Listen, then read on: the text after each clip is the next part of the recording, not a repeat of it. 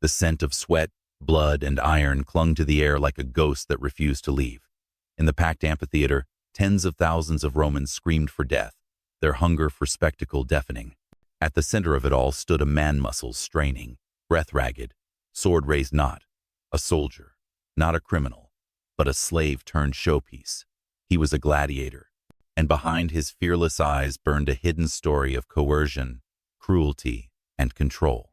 The grandeur of Rome was built on the backs of the brutalized. The Colosseum may have shimmered like a marvel of architecture, but its stones were soaked in the tears and blood of men who had no choice but to die for public amusement. These were not warriors by choice. They were prisoners of war, political enemies, criminals, or slaves purchased like cattle. Their value lay in how spectacularly they could kill or be killed. In the heart of the Roman Empire, during the late Republic and into the Imperial Age, gladiatorial games were more than entertainment. They were political theater, religious ritual, and psychological warfare rolled into one. As the Roman elite scrambled for influence, public games became a tool of control, distraction, and propaganda. A senator could gain favor with the masses by sponsoring a grand spectacle. An emperor could quell unrest by handing out blood instead of bread. But for the men thrown into the sand of the arena, it was a death sentence dressed as sport. The earliest gladiators were prisoners of war. In the 3rd century BCE, during Rome's brutal wars against the Samnites and later the Carthaginians, captives were forced to fight to the death as funerary rites, an echo of ancient Etruscan rituals meant to honor the dead. But by the 1st century BCE, these displays had evolved into an industry of slaughter, fueled by greed, politics, and popular demand. The games were no longer sacred, they were commerce. The lanistae, the men who trained and sold gladiators, ran looted gladiator schools, where human beings were stripped of freedom, identity, and hope. These institutions were prisons in every sense: high walls, barred doors, harsh discipline, and constant surveillance. Upon entering, a new recruit became damnati ad ludus, condemned to the games. Most would never leave alive. Training was merciless. Gladiators were drilled daily, often with wooden weapons heavier than real swords to build strength. Their bodies were pushed to the limits of endurance. Any sign of rebellion was met with brutal punishment. And yet, within these schools, a strange hierarchy formed. Some gladiators, especially those who survived multiple fights, gained fame and limited privileges. They became the celebrities of their time, known by name, adored by women, and praised by poets. But fame did not mean freedom. Even the most beloved champion remained a slave. One such man was Marcus Attilius. Unlike most gladiators, Attilius was a voluntaria auctoritus, a Roman citizen who willingly gave up his status to pay off debts or seek glory. His story is one of the rare cases where a man chose the blood and sand of the arena. But his motives were not glory, they were desperation. In his first match, he faced Hilarius, a seasoned veteran with multiple victories under his belt. Against all odds, Attilius won, shocking the crowd and earning immediate fame. But he remained in the ring. The system would not release its grip so easily. These matches were carefully choreographed, not in outcome, but in balance. Gladiators were classified into types: Murmillo, Retiarius, Secutor, Thraxich, with distinct armor, weapons, and fighting styles. A Retiarius, for instance, fought with a net and trident, light on armor but swift. A Murmillo wielded a heavy shield and sword, built for brute force. Pitting them against each other created drama, contrast, and unpredictability. The crowd roared not only for death, but for artistry in combat. The games were savage ballet, and the arena was its stage. Yet beneath the surface was a darker layer. Many gladiators were forced to fight not only humans, but animalsians, leopards, bears, and elephants, starved and enraged for maximum violence. Others were condemned to damnatio ad bestias, execution by beast, an agonizing, prolonged spectacle for the crowd's pleasure. These were not warriors. They were sacrifices. The Romans were obsessed with the idea of vertismanly courage, honor in the face of death. Gladiators, though despised as slaves, embodied this twisted ideal. Even as they died, often horribly, they were expected to do so with dignity. To beg for mercy was shameful. To fall silently, nobly, was virtuous. The most popular fighters earned nicknames like Hercules Reborn or the African Lion. They were mythologized even as their bodies were broken. But not all went quietly to their deaths. In 73 BCE, a gladiator named Spartacus sparked the most famous slave rebellion in Roman history. A Thracian by birth, once a soldier, he had been enslaved and trained at the Ludus in Capua. With about 70 others, he escaped, slaughtered their guards, and fled to Mount Vesuvius. There, they built a rebel army of escaped slaves and disaffected peasants, swelling to tens of thousands. Spartacus did not fight for sport. He fought for freedom. Rome responded with brutal force, but his name would echo through the centuries. This was the hidden truth behind the roaring crowds and glittering arenas. Gladiators were not heroes. They were pawns, weapons in human form, thrown into bloodshed to distract from the empire's rot. They lived under chains, died under cheers, and were forgotten beneath the sands they bled on. But their story, what really happened behind the veil of honor and valor, is far more complex and far more tragic than the myths would have us believe. The games were not merely violent entertainment, they were an empire's beating heart, a sophisticated industry that fed off lives.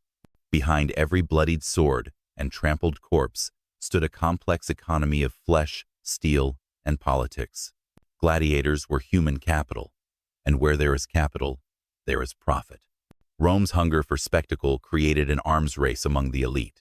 Senators and emperors competed to host the most lavish games, pouring fortunes into them to secure public favor.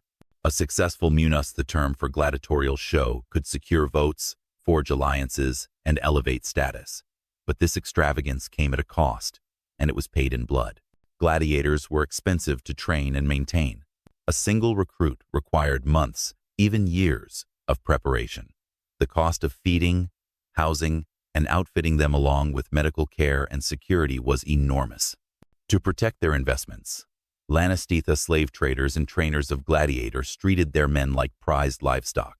Injuries were patched, morale manipulated, and skills honed with precision. It was cruelty disguised as discipline. But for some, this cruelty paid off. Successful gladiators, especially those who won multiple bouts, could earn prizes, money, trinkets, even freedom. The rudis, a wooden sword, symbolized emancipation. Few lived long enough to receive it, and fewer still were allowed to go free. For most, death came long before freedom ever could. The empire institutionalized this machinery of death.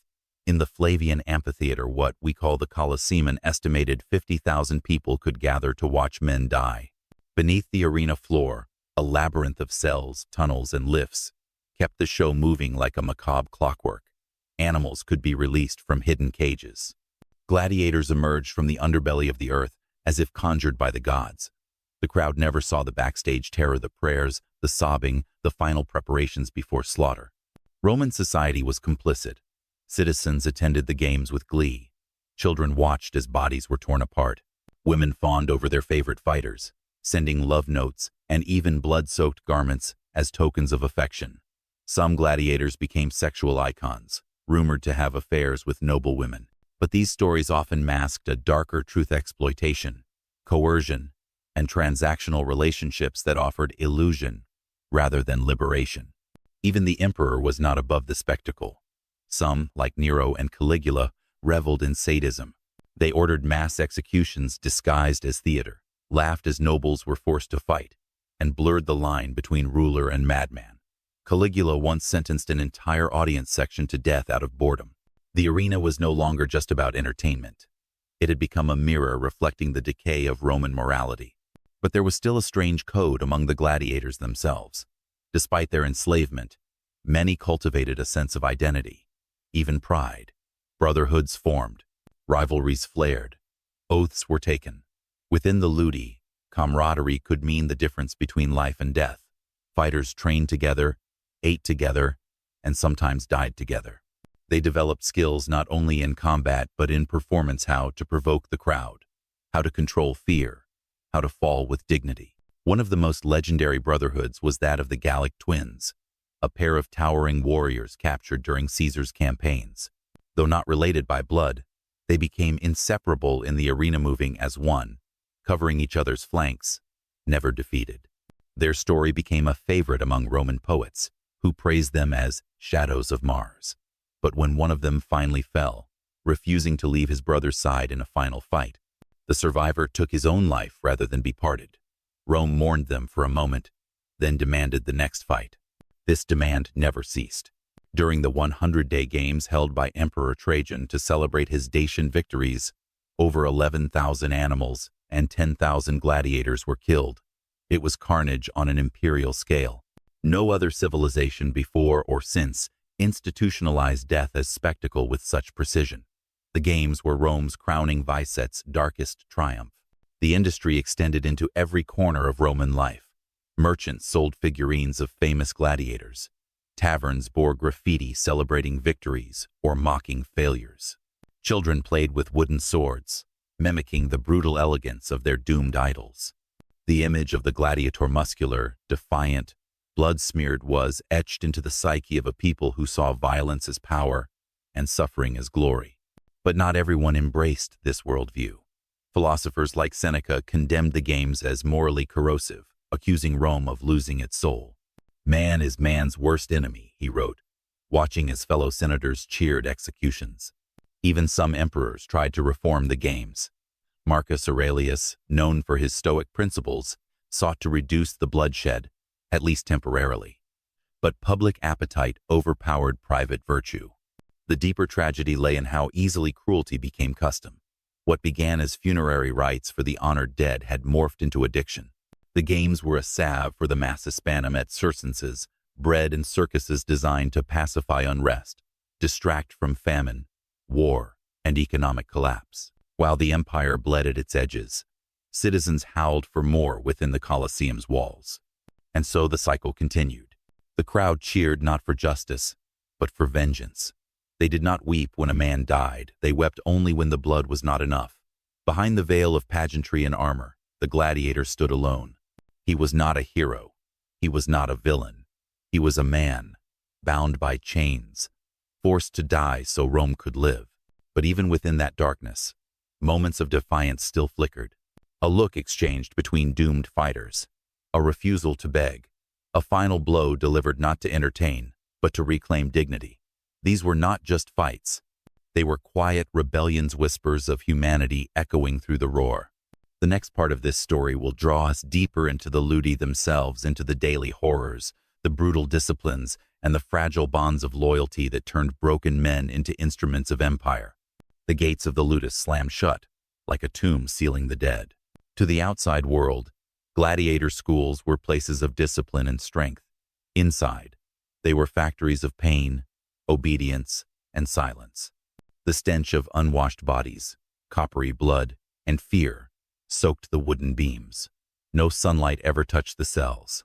There was no freedom of thought, only orders and punishments. You entered as a man if you survived. You left a weapon. Each ludus operated like a private military compound. The most famous among them, the Ludus Magnus, stood mere paces from the Colosseum, connected to it by an underground passage. From here, the empire's fiercest warriors were fed into the jaws of death. This was where discipline began and individuality died. The doctors, former gladiators or retired soldiers, were ruthless instructors.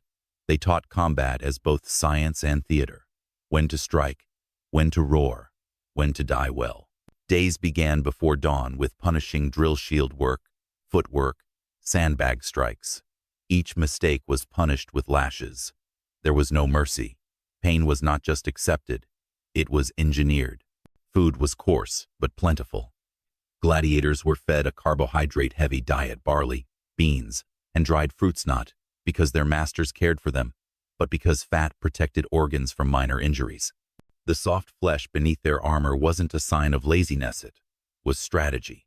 Survival depended on how long one could endure being cut. Medical treatment was surprisingly advanced. The best Medici Roman doctors were stationed in these schools, applying ointments, stitching wounds, setting bones.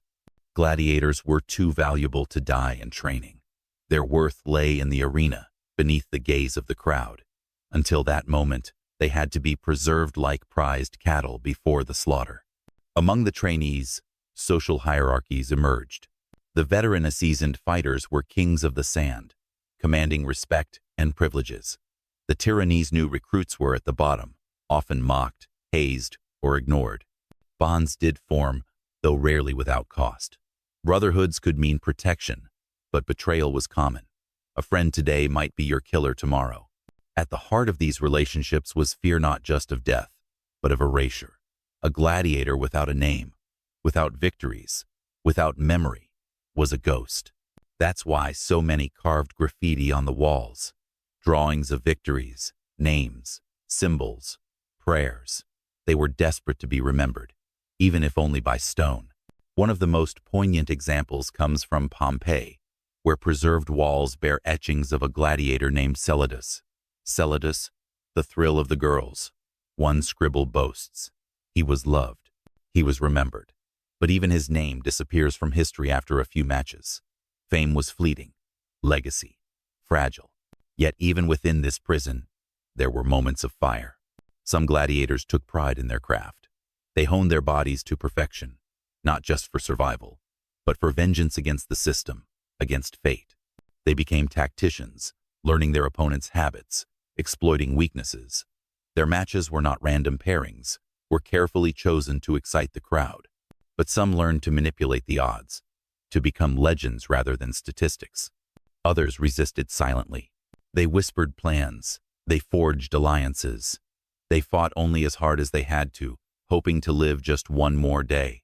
Some plotted escape, like Spartacus and his cohort. Others dreamed of the rudis, the wooden sword of freedom. But dreams were dangerous in the ludus. Hope got you killed. Then there were those who broke. Torture was routine.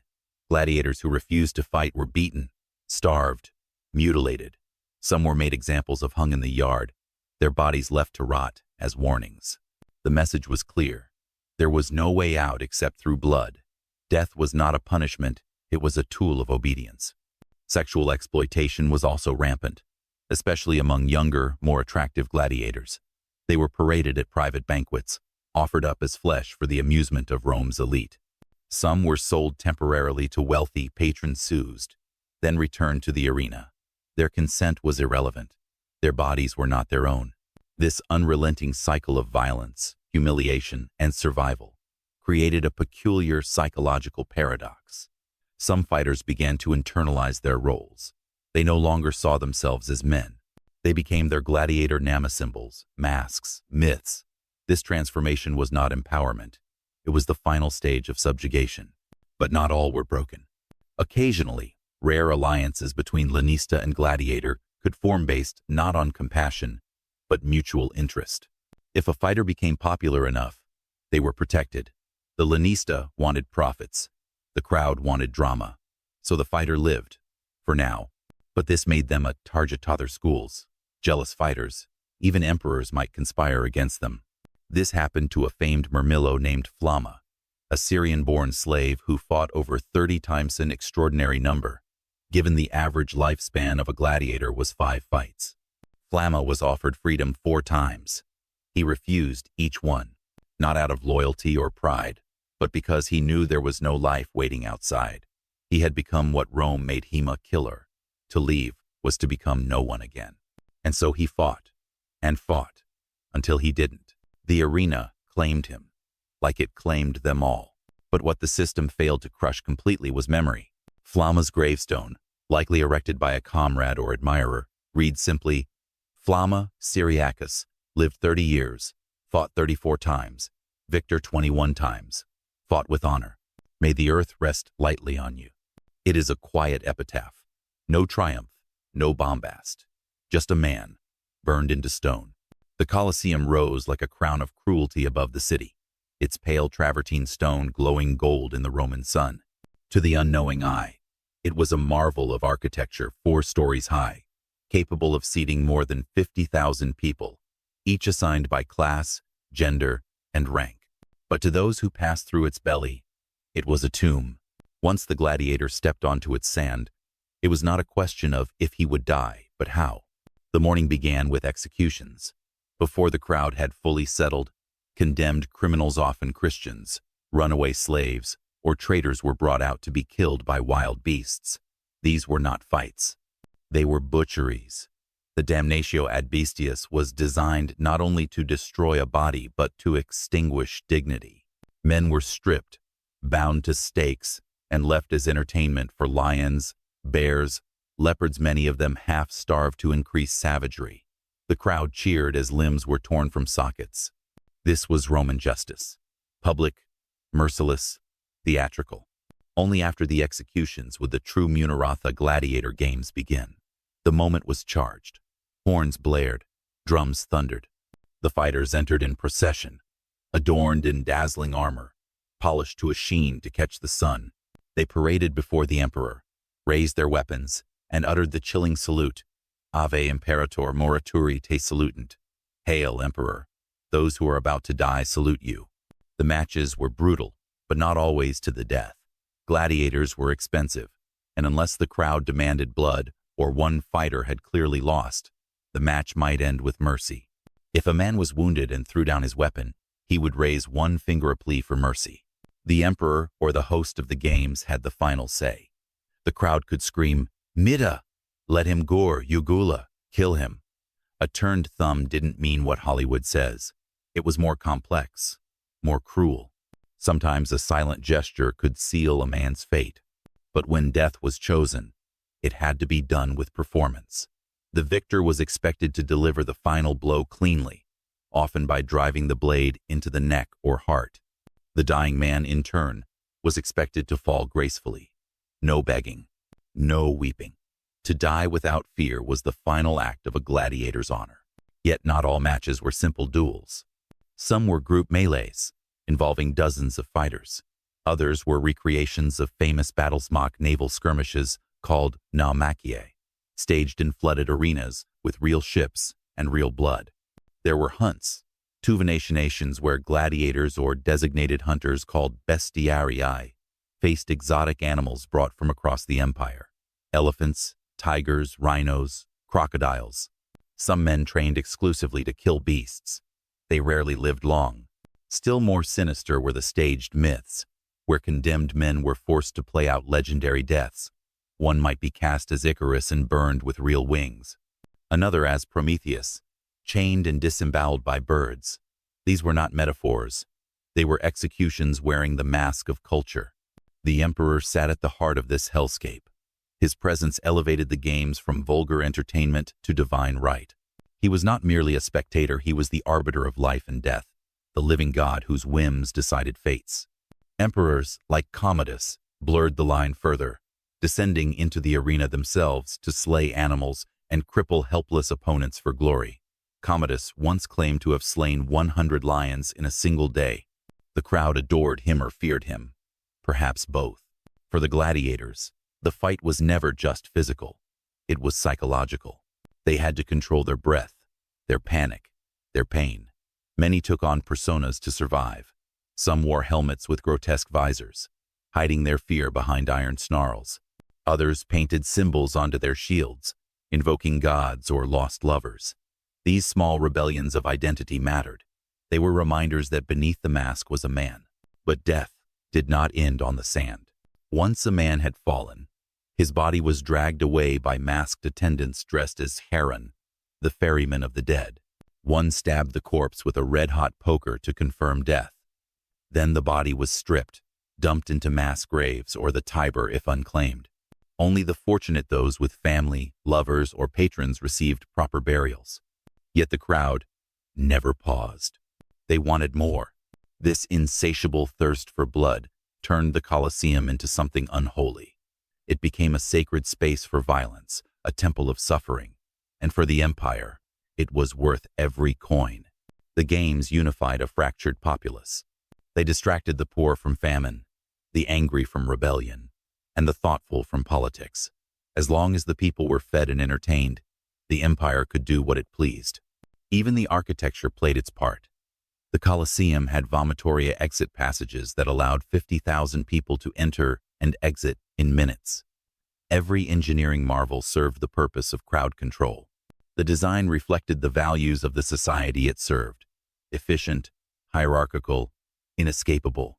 Rome's entire social order was reproduced in stone, from the emperor's box down to the wooden benches of the poor. To the world, Rome claimed to be a beacon of civilization, but within the Colosseum's shadows, its mask slipped. Here, the truth bled freely.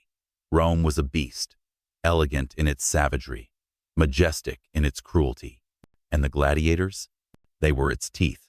The age of gladiators, once the lifeblood of Roman public life, did not end with a thunderclap. It withered, like a dying lion still growling in the dust. As centuries passed and empires changed hands, the once unshakable institution of the games began to fracture under the weight of its own excess, challenged by shifting ideologies, economic strain, and a rising spiritual revolution that rejected blood for salvation. By the 3rd century CE, the Roman Empire was no longer the invincible machine of conquest it had once been. Plagued by internal corruption, economic collapse, and relentless invasions along its borders, the imperial center no longer had the same grip on its people or its gladiators. Even the great ludi, once filled with fresh recruits, began to empty. War meant fewer slaves. Slavery itself, once the empire's economic engine, became harder to sustain. Gladiators became rare, expensive luxuries, and the public's appetite, though not extinguished, was becoming harder to satisfy. Simultaneously, a new force was rising within Rome, not forged in iron or discipline, but in faith. Christianity, once a fringe cult persecuted by emperors, began to grow in numbers and influence. The Christian doctrine, with its emphasis on compassion, equality, and the sanctity of life, stood in stark contrast to the violent theater of the games. Where Rome celebrated spectacle and vengeance, Christians worshipped sacrifice and redemption. Early Christian thinkers condemned the arena as a sign-stained altar. Church fathers like Tertullian and Augustine wrote scathing critiques of the games, arguing that watching death as entertainment degraded the soul. The devil, Tertullian wrote, delights in the shedding of blood. Christians were forbidden from attending, let alone participating. To them, the arena was not a place of glory, it was hell masquerading as sport. Their influence grew slowly but steadily. By the early 4th century, after the conversion of Emperor Constantine, the Christian worldview began to seep into law. Constantine's Edict of Milan in 313 CE legalized Christianity and marked the beginning of its ascent to power. Though he did not abolish the games outright, still saw their political usefulness. His regime began to subtly undermine them. Gladiator schools lost funding. Fewer fights were hosted. The frequency of executions dropped. But it wasn't until the reign of Honorius in the early 5th century that the gladiatorial games truly began to die. In 404 CE, a monk named Telemachus traveled to Rome from the east. Appalled by the spectacle in the Colosseum, he leapt into the arena and tried to separate two fighters. The crowd, enraged, stoned him to death on the spot. But his death ignited something. Honorius, moved or politically pressured, perhaps issued a ban on gladiatorial combat soon after. The games, as they had existed for nearly 7 centuries, officially ended. But the machinery didn't halt overnight. Illegal matches continued in distant provinces. Private duels were arranged in secret courts. Some noble families clung to the old ways, viewing the ban as weakness. The Colosseum itself fell into disuse not with grandeur, but with decay. Over time, it was stripped for stone, transformed into a fortress, then a shrine. Ivy crept over its arches, bones crumbled beneath the sand, and yet the silence it left behind was deafening. For centuries, the games had defined Roman identity. To abandon them was to abandon part of Rome's soul. But perhaps that was the point. The empire, in its twilight, needed a new Solon not carved by the sword, but by memory, myth, and moral reckoning. Yet even as the games died, their legacy endured. In medieval Europe, the idea of trial by combat and knightly tournaments owed much to the gladiator ethos, ritualized violence with honor and pageantry. In Renaissance art, gladiators appeared as symbols of masculine virtue. In modern times, their image was reshaped again, this time by cinema, literature, and spectacle.